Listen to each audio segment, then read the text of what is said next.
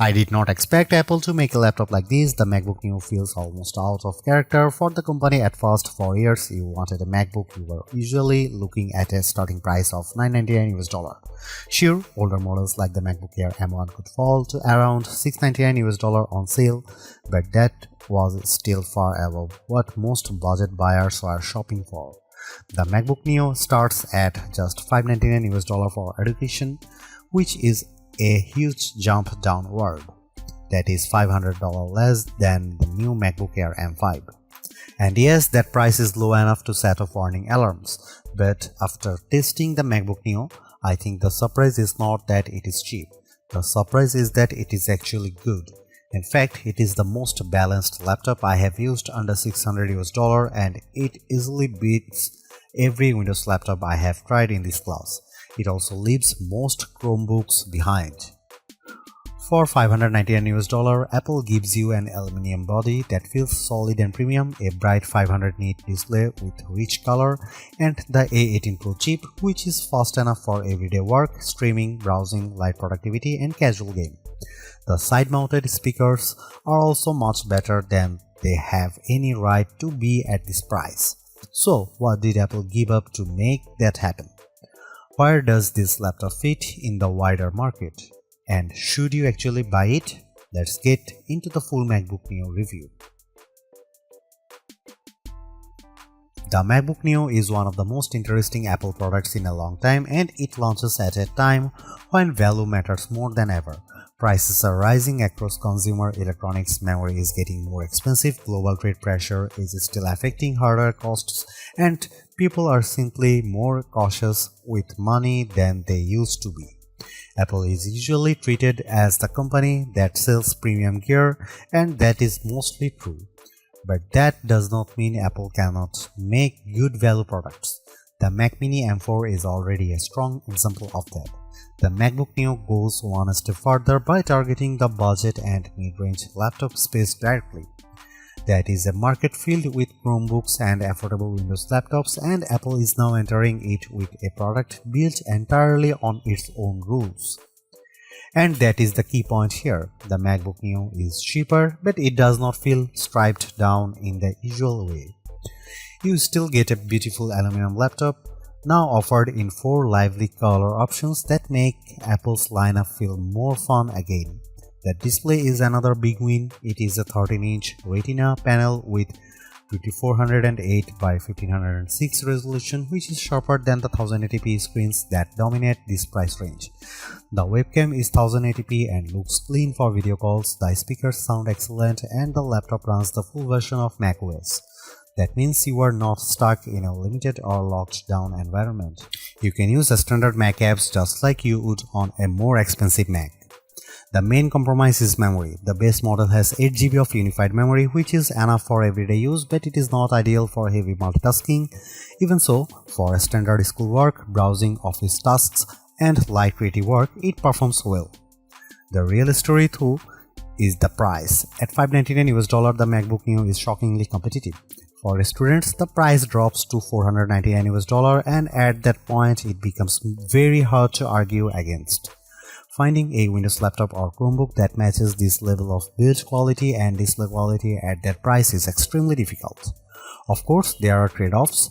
The keyboard has no backlight, so it is not ideal in low light, and the 2 USB-C ports use older USB 3 and USB 2 technology instead of modern high-speed standards. Still, even with those compromises, Apple has made one of the strongest budget laptops available in 2026. It may not be the cheapest laptop you can buy, but it is one of the most complete. That alone makes it a serious problem for the competition.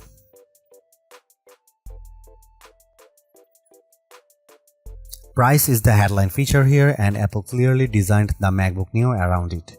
The starting price is $599 US with an extra $100 off for education users. That puts it among the least expensive Macs Apple has ever made. The Mac Mini M4 may cost about the same, but it does not include a display, a keyboard, or mouse, so if you care about total cut out of the box value, the MacBook Neo is the better deal. The base configuration includes a 13-inch liquid retina display, 8GB of unified memory, and a 256GB SSD. Inside, you get Apple A18 Pro chip with a 6-core CPU and 5-core GPU.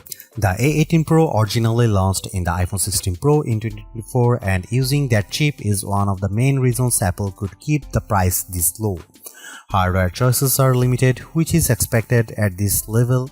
The only real upgrade is storage, when you can move from 256GB to 512GB for an extra $100. That is not a bad deal in today's market. The higher storage model also includes a Touch ID button on the keyboard, which gives you fingerprint login, Apple Pay support, and easier authentication. The base model does not include Touch ID. At this price, the MacBook Neo goes directly after low-cost favorites like the HP Chromebook Plus 15.6-inch and the Acer Aspire Go 15. That alone is notable because Apple almost never competes in this part of the market. But in build quality, materials, and overall presentation, the MacBook Neo is ahead of nearly everything in that group. It also changes the meaning of entry-level Mac. The MacBook Air is no longer the cheapest MacBook you can buy, and that makes the new MacBook Air M5's $1,099 starting price feel less painful than it otherwise would. Still expensive, but a little more understandable. One more small but important note: in the UK and Europe, the MacBook Neo does not ship with a charger, only a USB-C cable. That is clearly part of a wider push to reduce e-waste. But it means some buyers will need to purchase a charger separately if they do not already have one. This is where Apple's usual strength shows up immediately. The MacBook Neo may be affordable, but it does not look or feel like a cheap laptop.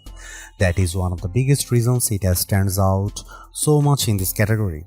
The aluminum construction gives it a firm, premium feel that most budget laptops simply cannot match. It also comes in 4 colors, which is a welcome change from the usual sea of grey and black notebooks. The review unit I had was the citrus version, which is a bright green shade that feels fresh without being loud in a bad way. Apple also showed the other colors at the launch event. Silver is the classic safe pick, blush gives you a soft pink tone, and indigo is a deeper blue. All of them look polished, not playful in a cheap way. The metal chassis does mean this laptop is not quite as light as some people might expect. It weighs 2.7 pounds or 1.23 kgs, which is the same as the MacBook Air.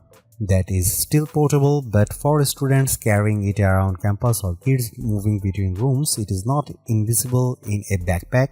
It is also a bit thicker than the Air. Apple has also colored the keyboard to match the body, which helps the whole design feel more unified.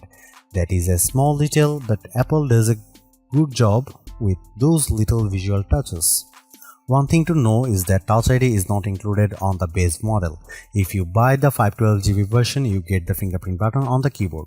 That is much more useful than the standard log button on the cheaper model, especially because Touch ID speeds up logins, purchases, password entries, and app approvals. It is a shame Apple locked that feature behind the more expensive configuration, since biometric security is already common on many cheaper laptops.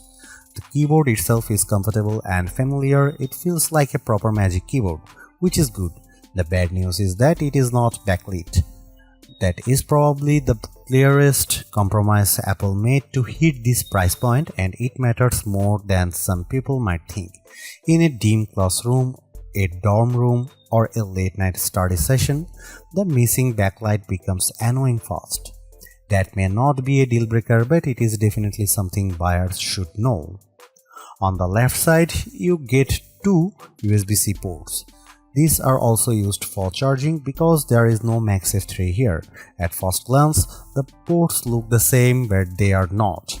The port closer to the back uses USB 3 and tops out at 10 Gbps, which is fine for modern accessories and decent for external storage, though still far slower than the Thunderbolt 4 or Thunderbolt 5 on more expensive MacBooks. You can plug in a 4K 60Hz monitor through it, which is useful. The second USB-C port uses USB 2, which is far slower and only really suitable for basic accessories like a mouse or keyboard. That means the two ports may look identical, but they do very different jobs. This is one of the strangest cost-saving choices Apple made. It works, but it is not elegant. Someone could easily plug a device into the wrong port and wonder why performance is so slow. Even if the logic makes sense, from a cost perspective, USB 2 in a 2026 laptop feels hard to defend. But outside of that, the design is excellent for the money, the aluminum body feels premium, the screen size is practical, and the display is one of the best parts of the laptop. At 13 inches, the panel is portable and easy to carry. At 2408 by 1506, it is sharper than the standard budget laptop display. At 500 nit, it is bright enough to use in a lot of different environments, and with support for 1 billion colors, the image looks rich and vibrant. If you are used to cheap laptops with dim, flat, washed-out panels, the MacBook Neo will feel like a major step up. It is one of the best displays you can get on an affordable laptop and maybe the best overall. The only thing missing is touchscreen support, which Apple still refuses to add here. The MacBook Neo is the best budget laptop you can buy right now.